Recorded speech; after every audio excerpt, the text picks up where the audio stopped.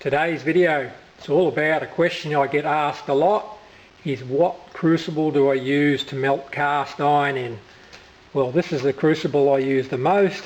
It's a clay graphite crucible and it is an A12 size. So I'll just give you a quick look what it looks like and give you a quick look inside it. And this crucible has 25 melts in it with cast iron. So why do I use a clay graphite crucible? Well, it's generally the most available crucible, easy to get, and it is the cheapest. But there are two different types of crucibles you can use. And the other one is silicon carbide. Now, I've tried to buy smaller silicon carbide crucibles to try and melt cast iron in, but they are not available, and the big ones are a lot more expensive than clay graphite crucibles. Here is an interesting question that I never get asked on YouTube. Why don't crucibles last forever? Well, there's a very good reason for that. If we have a look at this crucible here, you can see, get the light right, you can see where my thumb is. That's what's called slag attack.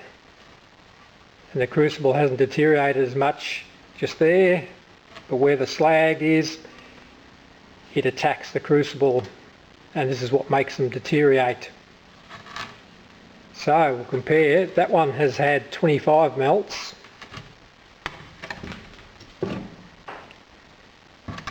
So here is exactly the same crucible, and we'll stand them side by side,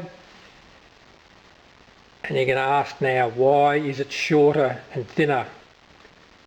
Well, like I said, slag attack deteriorates crucibles big time. Now, the three different types of slags you can have, the worst ones are cast iron or iron oxide slag attack, and then copper oxide attack, and lead oxide. Now, those three will deteriorate crucibles badly. But also, you're probably going to say, why doesn't aluminium deteriorate it? Well, it doesn't, because aluminium oxide is neutral slag. And what happens with crucibles, especially with iron oxide, copper oxide and lead oxide, is those slags are a basic slag. And a crucible is made out of an acid material and creates an acid slag. So what happens is, when that basic slag touches the crucible, it is very corrosive to it. And when you get to a very high temperature, like with melting cast iron and pouring it, that slag attack becomes a lot more prominent, and your crucibles will not last as long as with aluminium. And as you can see with this one here, this crucible was originally this size here. Now what I do is the slag attacks on the top here, and it gradually shortens the crucible. So what happens is they also get thinner because the slag attacks on the outside. And what I do with this crucible, because it's very thin, I will only use it with aluminium. But before I can use it for aluminium, I've got to thoroughly clean them out and get all the iron oxide slag out so it doesn't contaminate the aluminium. Here is a good comparison between a new crucible, or nearly new, which had 25 melts. That's the left-hand crucible. Now the one you see in the centre is when I judge the crucible is getting a bit too thin and unsafe to use with cast iron. So what's the thickness I judge? I use about 10 mil down to 8 millimeters. And as you can see, that's higher than the left or the right hand crucible. And as I said, the slag attack is always hardest on the top of the crucible. So as you can see, that's how I judge when this crucible is ready to use only for aluminium. And the one in the middle I've just started using. With this demonstration, This will show you how the crucibles wear mostly on the outside, not on the inside. This is my pouring shank, and it's made for a new A12 clay graphite crucible. Now we'll show you what happens when I sit that new crucible inside that ring shank.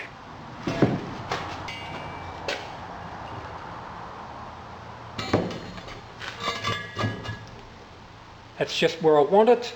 It sits in the middle of the ring shank.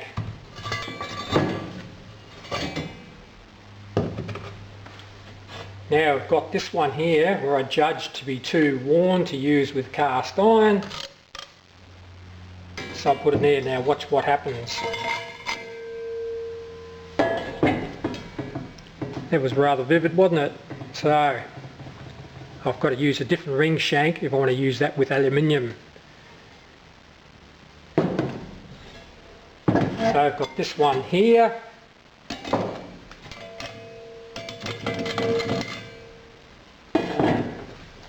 As you can see, it is really worn and they deteriorate mostly on the outside. This is a close-up of how the edges or the top of the crucible deteriorates a lot faster. When they are thinner, they deteriorate a lot quicker. I'll zoom in at the top there, and they tend to burn, and I'll show you how to fix that problem and why the crucibles become shorter and shorter after a prolonged use. This is how I fix the problem. That part there is where it's got that chip. So what you do, you flip the crucible upside down.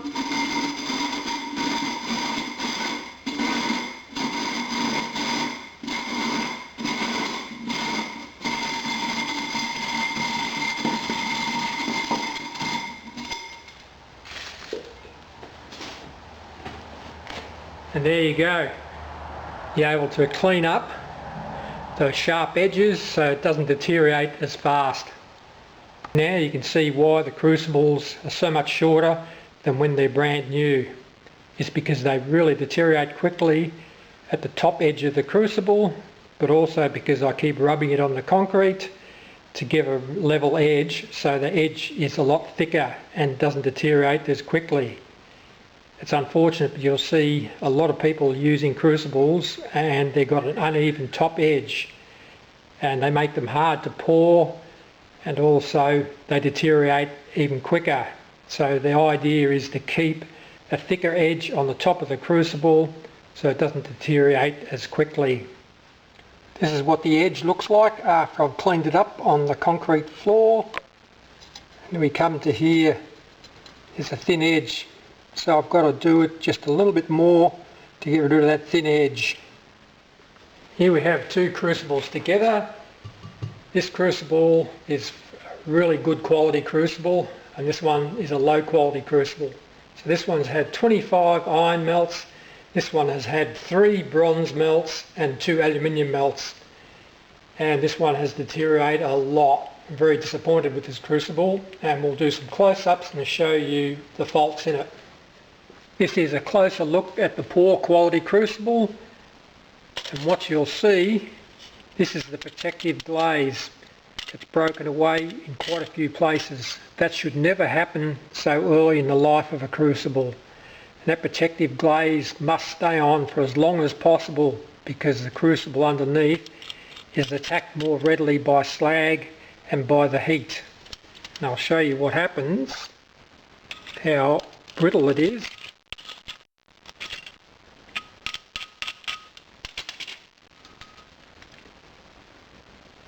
There it is there, it breaks off. Now another fault in this one here is because that glaze is broken off. Don't know whether you can see it or not, but there's a lot of minute cracks. And when you get minute cracks or small cracks, over time the heat will open them up. So what I'll do, I'll change the camera angle and we'll get a close-up of it. This is what those cracks look like close up. And they're quite clear. This is the lip of the crucible and you'll see it's cracking there as well. This is the pouring spout, And this is a sign of a poor quality crucible. They are very soft and they don't hold that edge too long. As you can see, it's worn away. It's produced a large hole in the side of the crucible there. This is a good example of a high quality crucible with the glaze still intact. Now this crucible has had 5 cast iron melts. So as you can see, I was trying, because it's such a small crucible, an A3, I was trying to put too much metal in and the slag overflows and runs down the side. But that glaze has still held. That glaze is very important because it prevents a lot of that oxide attack.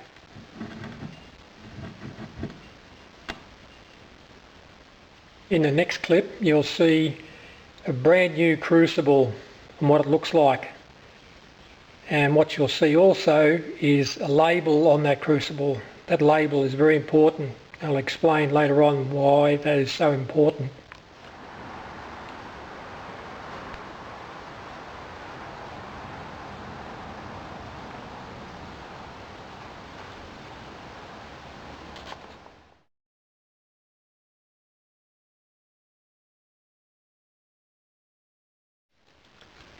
So this is why that number on that crucible is so important.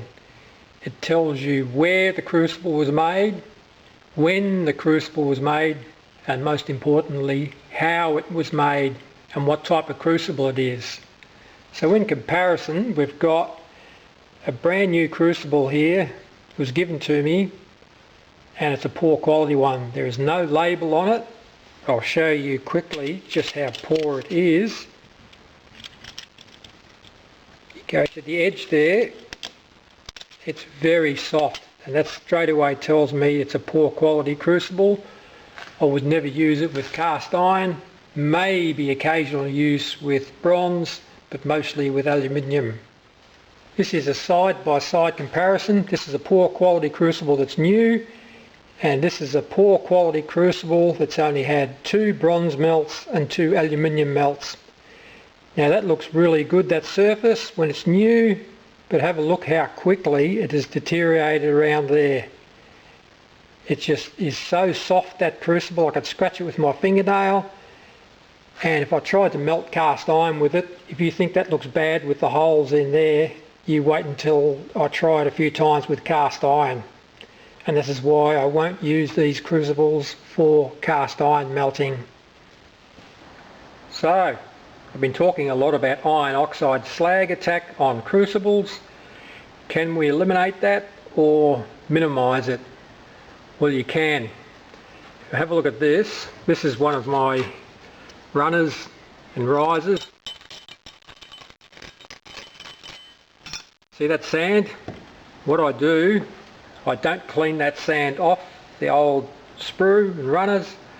I just throw it straight in there. And what sand does, it's an acid slag, and it neutralises an iron oxide slag which is basic. The other method is you can throw in handfuls of sand, but when you do that you generate so much more slag and you get more problems than it's worth.